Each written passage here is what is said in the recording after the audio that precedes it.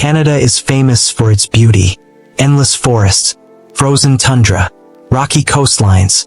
But underneath all of that beauty is a history that doesn't make it into the textbooks. A military history. One written not in famous battles or celebrated victories, but in abandoned forts, crumbling barracks, forgotten outposts, places where soldiers lived, suffered, and sometimes died, far from home, far from help, far from anyone who would remember them. Today we're going to change that. We're going inside 10 of Canada's most lost and forgotten military settlements. Some were abandoned in a hurry, some were deliberately erased, and some were simply left to the wilderness. Because in Canada, the wilderness always wins. Let's begin. Number 1. Fort End, Nova Scotia. Most forts fall once. Fort End fell 8 times.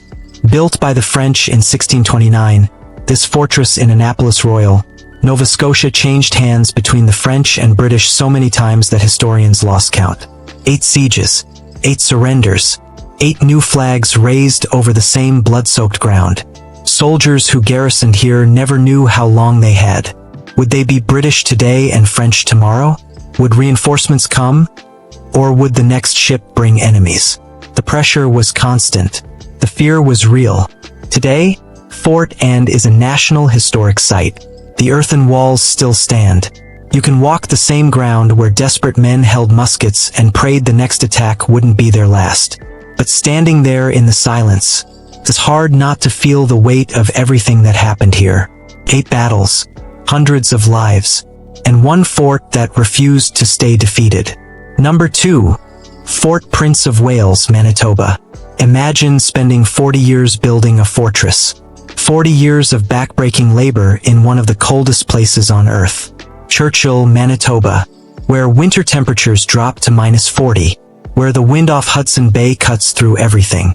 The British spent 4 decades constructing Fort Prince of Wales, a massive stone fortress meant to dominate the northern fur trade and protect against French invasion. 40 years. And then, in 1782, a French fleet appeared in the harbor. The garrison had fewer than 40 men. The French had nearly 2,000 soldiers. The commander, Samuel Hearne, did the only thing he could. He surrendered, without firing a single shot. 40 years of construction. 3 hours of negotiation. Done. The French blew up the walls and sailed away. They didn't even want to keep it. They just wanted it gone. Today the ruins sit on a remote peninsula, accessible only by boat. Polar bears wander through the broken walls. The Arctic wind howls through the gaps in the stone. And 40 years of human effort slowly crumbles back into the earth. Number 3. Fort Témiscamingue, Quebec. Not every military settlement was built by governments. Some were built by companies. Fort Témiscamingue, on the shores of Lake Témiscamingue in Quebec, was built by fur traders who needed protection. From rivals, from the wilderness, from each other. The fur trade was not a gentleman's business. It was ruthless, violent, and desperate. Competing companies fought pitched battles over beaver pelts.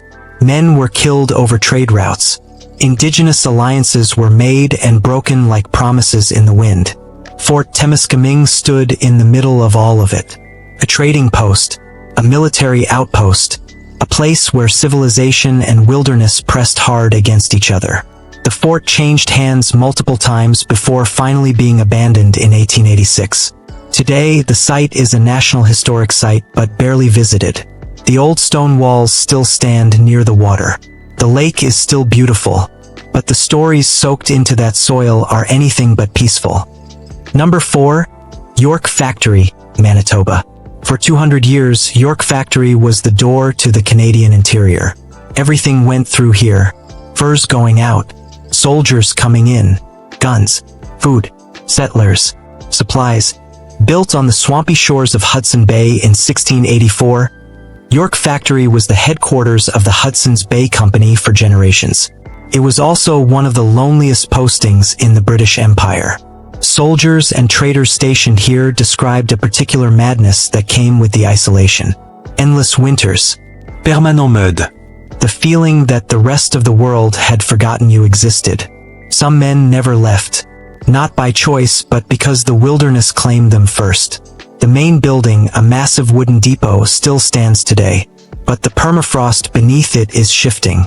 The building is slowly sinking, inch by inch, year by year. A 200-year-old structure being swallowed by the same ground it was built on. Nobody has the money to save it.